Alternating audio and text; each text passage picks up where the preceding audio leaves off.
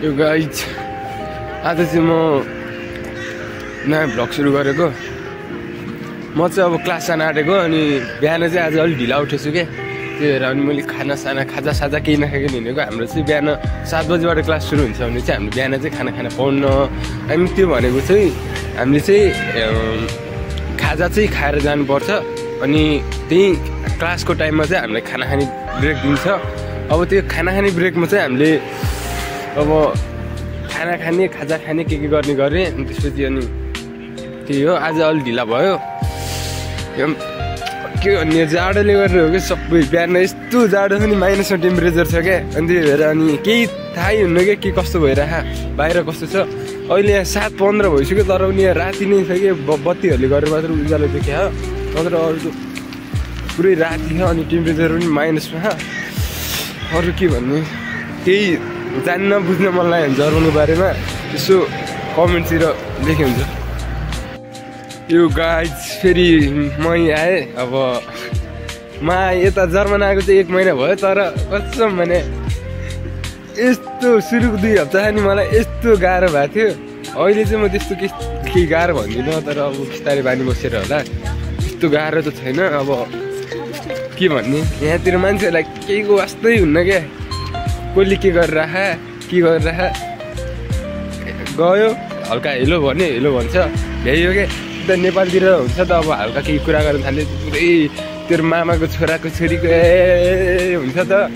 यता चाहिँ त्यस्तो केही हुन्न क्या। सिधै केही छ भने चाहिँ स्ट्रेट भन्यो सक्यो क्या। अब घुमाएर भन्नु पर्दैन क्या यतातिर। अब के भन्ने म अहिले चाहिँ यहाँ बुस्बानफमा एउटा साथीको लागि कुरिरहेको छु। अलि ढिलो भन्दा पनि उठ्नु चाहिँ ढिला उठेको म घरबाट। अनि गाडी चढेर चाहिँ म यता बुस्बानफमा चाहिँ बुस्बानफ भन्छ क्या यता भनेको चाहिँ बस स्टेसन। त्यहाँ चाहिँ अलिक छिटो पुगेको छु क्या। अब यहाँ 20 मिनट छिटो पुगेर अब सिधै स्कुल जान त भएन। एउटा साथी आउँदैछ भनेपछि चाहिँ म एउटा साथीलाई कुरेर बसिरहेको छु।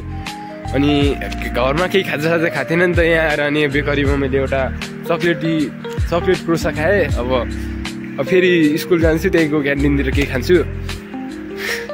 यहाँतिर बुस्बानु भन्ने हुन्छ हल्का ढिला भयो भने बस छुट्यो क्या। यो यहाँ चाहिँ गाडीहरू मात्र आउँछ। त्यो 2 तले 1 तले उयोहरू आउँछ।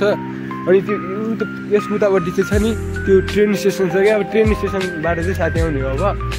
अब गाडी छुट्यो भने त हल्का केही हुन्न। अर्को 15 मिनट पछि आइहाल्छ। तर अब ट्रेन छुट्यो भने चाहिँ अलिक गाह्रै हुन्छ क्या।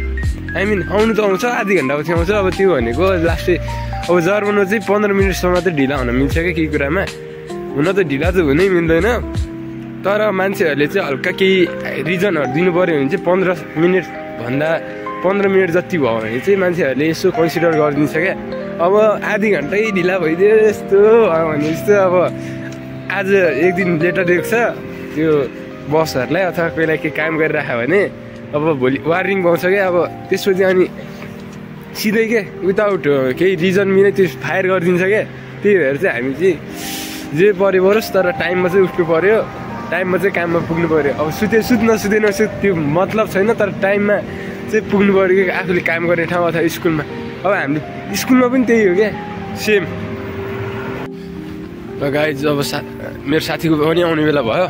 अब म चाहिँ ट्रेन स्टेसनमै छिर्न आँटेको। अब गाडी मेरो त्यो साथी र म चाहिँ एउटैमा जाने हो क्या।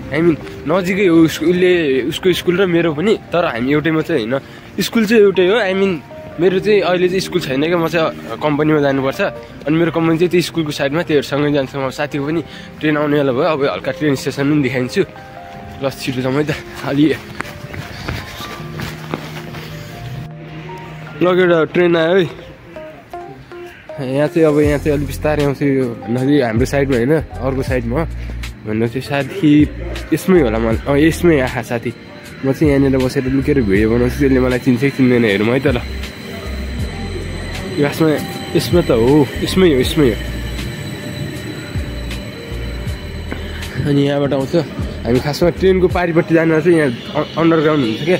अन्डरग्राउन्ड हुँदै जानुपर्छ। अनि टक्क यहाँ गयो टक्क हुँदै जाने हो क्या। आउँदैछ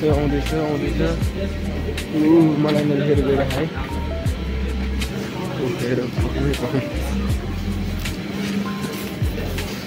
के छ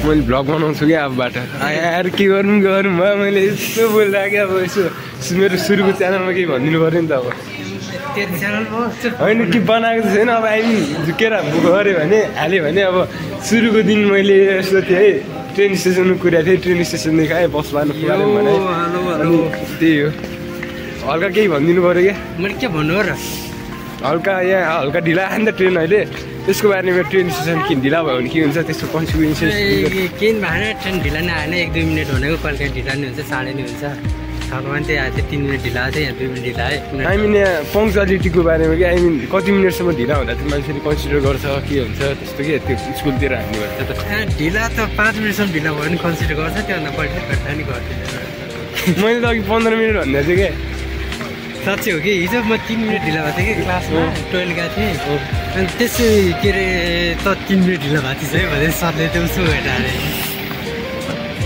हुन्छ नि त्यहाँ हुन्छ फ्रेसपेटेड भनेर धन्न अहिले चाहिँ हाम्रोमा चाहिँ त्यस्तो केही गरेर आएन भन्दा काम हो त्यसलाई पनि वास्ता छैन होला काम भन्दा पनि हाम्रो त्यो प्र्याक्टिकलै हो त्यो हेरेर होला अब 15 मिनटसम्म चाहिँ हामीलाई छुट दिन्छ कि त्यो हेरेर म यसो अलिक ढिला घुम्दै बसिरहेको छु